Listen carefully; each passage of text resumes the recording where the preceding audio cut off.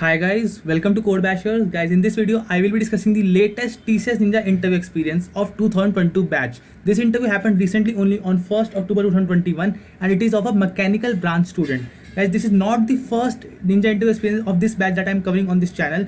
Previously also, I have made 3 videos for 2022 batch TCS Ninja interview experience. And if you want more such interview experiences, you can check this playlist also.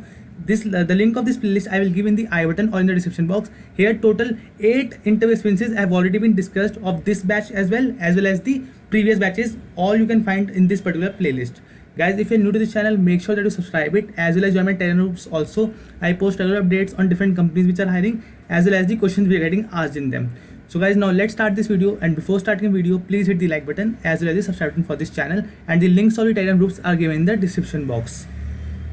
Let me quickly talk to you about 2 companies now offering front-end development jobs for freshers. No prior experience needed, no degree requirement. All you need is the necessary skills. The companies which I am talking about are Cred and Digit. These 2 companies are offering 15 lakhs plus salaries to freshers or people with no experience. I personally think these are some really exciting job opportunities that usually a fresher won't be able to access. But Unacademy has created this amazing hiring platform called Relevel, which helps fresher and people in their early career to work with these companies irrespective of their qualifications or experience. All you have to do is register for the Relevel test, which is totally free. You have to book a time slot comfortable for you, and based on the test score, Relevel will send your profile to these companies and the companies will approach you for an interview. You can get your dream job in just 15 days. You can also check Relevel archivers on Twitter to see how many people have started their dream careers through this platform. All the links are given in the description box.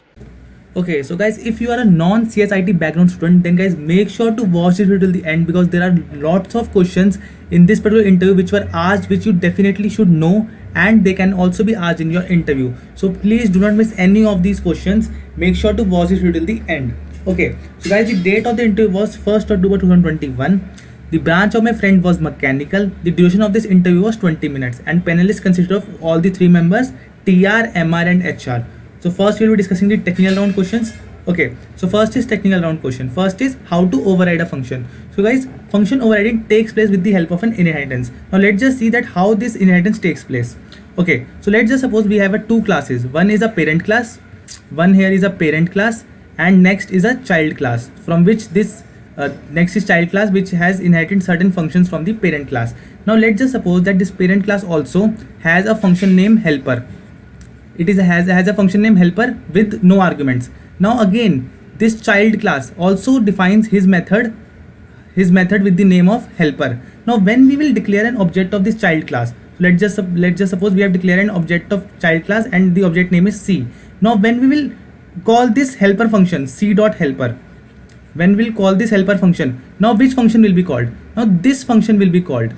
That is the helper function of the child class. So what has happened? See, if there was no helper function, here, then what would have happened? Then if we had called the helper function, now let's suppose there was no helper function in the child class. Now we had called the helper function. So it had called the child class object has called the helper function of the parent class. But now since we have defined a helper function in this particular child class, now this helper function of the parent class have been overwritten. That means it has not been inherited, and whenever we will call the helper function of the child class with the child object, then the helper function that has been defined in the child class will be called, not the helper function defined in the parent class.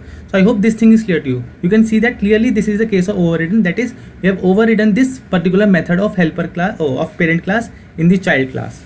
So I hope this thing is clear to you. Now there are certain things more, that is there are certain conditions to override a function. To override a function, you must have the same signature in the child class. So same signature mean, that is the name of the function should be same, the number of arguments should be same, as well as the type of the argument and sequence of argument should also be same to do overriding. So by signature I mean the data type and the sequence of the parameter. As I told you, to override a function, there must be this function with the same name should be present in both the classes.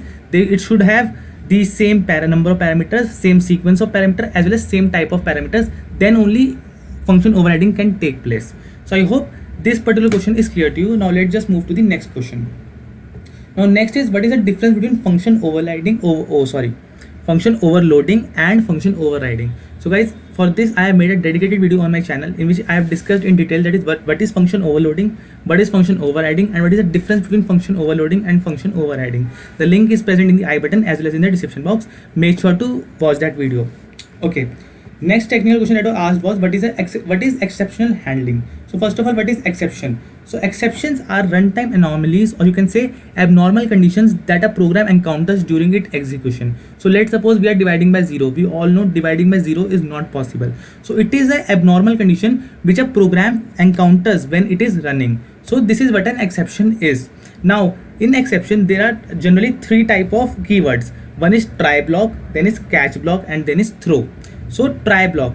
In try block, try block represents a block of code that can throw an exception. So if we know that this particular block of code can throw an exception, we will write that particular code in the try block. Now in the catch block, see, once an exception is encountered, the try block will throw an exception. Now that exception will be caught by this catch block. Catch block represents a block of code that is executed when a particular exception is thrown. Now from where this particular exception is thrown? It is thrown from the try block. And next is throw. Throw keyword is used to throw an exception. So from try block, exception is thrown using the throw keyword, and in catch block it is caught in particular block. So I hope this question is clear to you. Next is how to find compile time and runtime errors. So first of all, compile time errors are generally referred to the error corresponding to syntax or semantics. So for example, syntax, we have forgotten to write the semicolon. Second is how we can find it. Let's just suppose we have using a function which we have not declared. So this is how compile time errors work. Next are runtime errors. Runtime error are on the other hand refers to the error encountered during the execution of the code. So let's suppose array index out of bound. So this type of questions, this type of errors are termed as runtime errors. So I hope the difference is clear to you, and whenever a difference has been asked in an interview, please try to give at least 2 points for the same. So I hope these questions are clear to you. Now these are the only 4 technical questions that were asked from my friend. Now we will see the managerial round question. So first of all is what is a cantilever beam. So this particular question is been asked because my friend was from mechanical branch. So this was branch related question. So again, certain branch related question can also be asked from you, whether you are from ECE, EEE, mechanical, or some other branch. So make sure to prepare your subjects well. Now I will give the link of this particular answer in the description box. Make sure to visit them. Okay, next is why you took mechanical branch. So guys, that's why I was saying that please watch this video till the end, because these type of questions can be asked from you. That why did you choose ECE? Why did you choose EEE? Why did you choose mechanical branch? So all these things can be asked from the interview. So make sure that you prepare these questions also, because if you are a non-CS IT background sitting for an IT company, then these questions will be surely raised by you in one form or the other. So make sure to prepare them. Next is why coming to IT field. Again, since you are a non-CS IT background, then why you want to work in IT field? So for this there can be an answer that for the 4 years you have studied, after 12th you didn't know that what are different technologies, but during the course of engineering you started to explore some different technologies and you started to build the interest in them. So therefore you switch to IT field instead of mechanical or instead of any other field.